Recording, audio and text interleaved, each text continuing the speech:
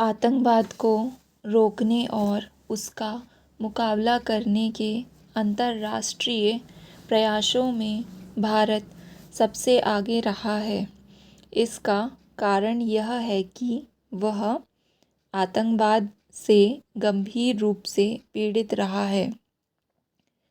यही कारण था कि नई दिल्ली ने 1996 में यूएन में अंतर्राष्ट्रीय आतंकवाद पर व्यापक सम्मेलन का प्रस्ताव रखा था।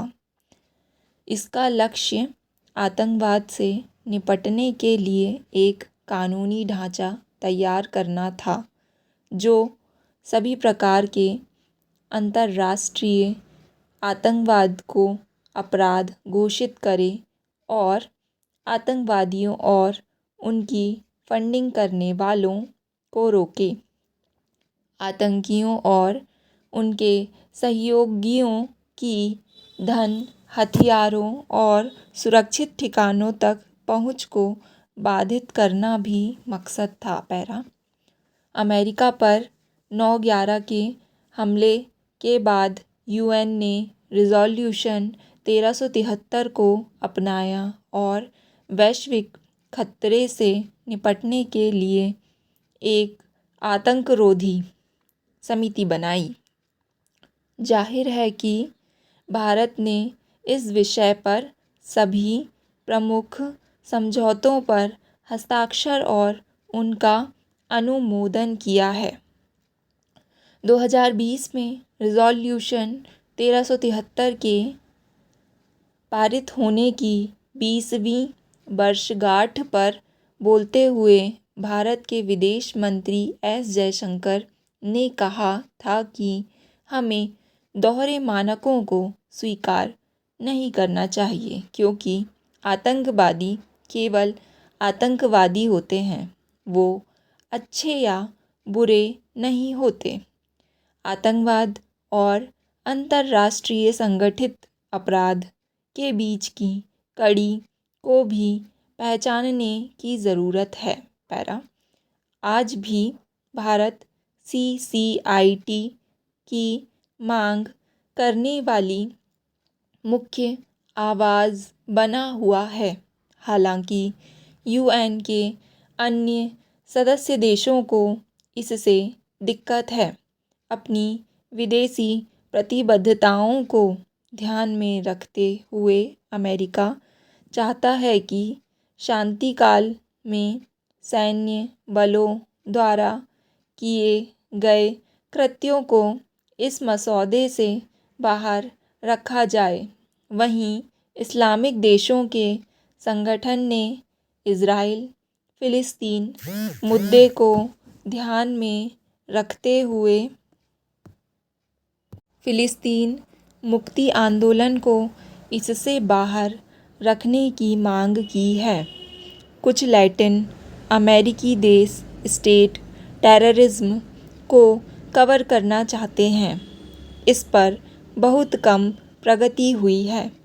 2022 में यूएन महासभा की एक बैठक में बोलते हुए एक भारतीय राजनयिक ने कहा था कि आतंकवाद से निपटने और उसके नेटवर्क को ख़त्म करने के लिए एक समन्वित नीति तैयार करने की बात तो दूर, संयुक्त राष्ट्र को अभी तक इस पर एक सामान्य परिभाषा पर सहमति बनाना बाकी है।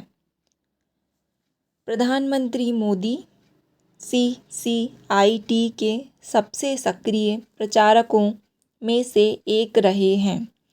प्रधानमंत्री बनने के बाद संयुक्त राष्ट्र में पहले ही भाषण में उन्होंने सभी देशों से मिलकर आतंकवाद से लड़ने का आग्रह किया था और उनसे CCIT को अपनाने की बात कही थी।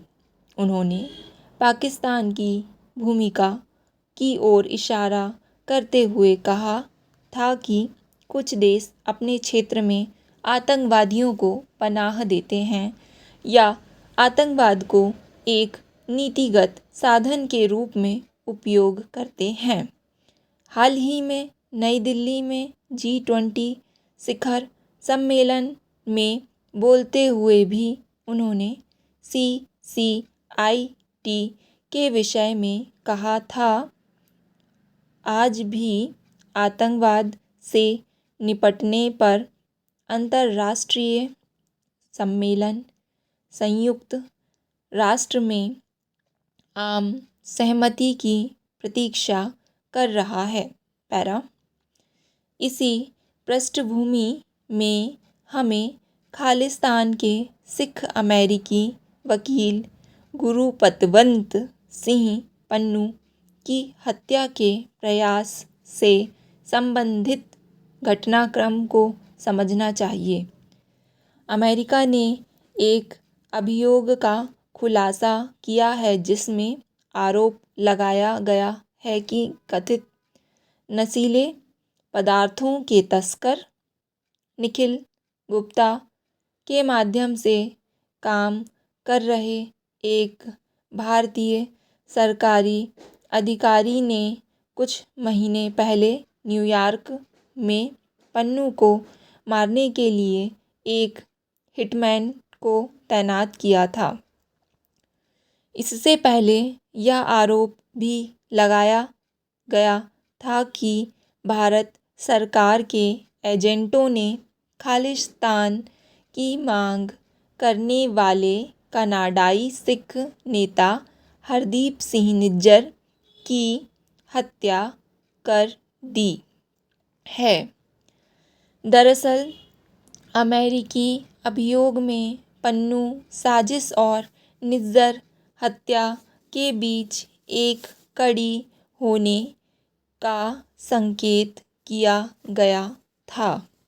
भारत सरकार ने कनाडा के आरोपों को बेतुका बताते हुए खारिज कर दिया था, लेकिन अमेरिकी आरोप पर उसका कहना है कि उसने उच्च स्तरीय जांच बैठा दी है। गुप्ता के विरुद्ध पर्याप्त सबूत पाए गए हैं। पैरा, सवाल यह नहीं है कि इस प्रकरण से भारत अमेरिका संबंधों पर नकारात्मक असर पड़ेगा या नहीं।